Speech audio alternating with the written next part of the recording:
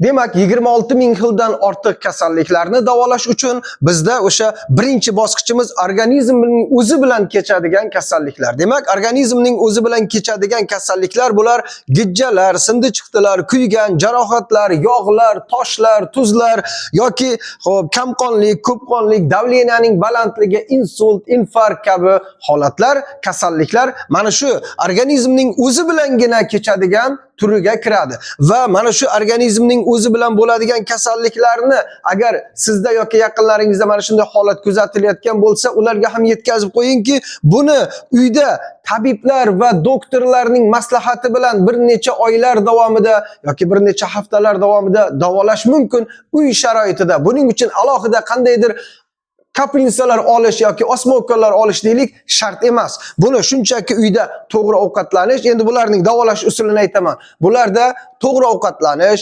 gimnastika, jismoniy mehnat yoki har xil fito choylarni iste'mol qilishlik yoki o'sha aytilayotgan massajlar, asalariga chaqtirish, hijoma qilishlik, zuluk qo'yishlik, mana bular bilan ham bemalol uyda davolashingiz mumkin. Faqat uzoqroq vaqt ketadi. Bunday holatda mana shu aytilganlarimizga hech qanday operatsiyalar yoki boshqa narsalar yordam bermaydi.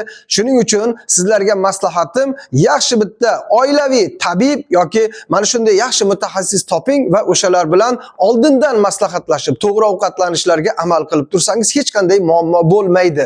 Bu ikkinchi videomiz. Keyingi 3-videoni ko'ring.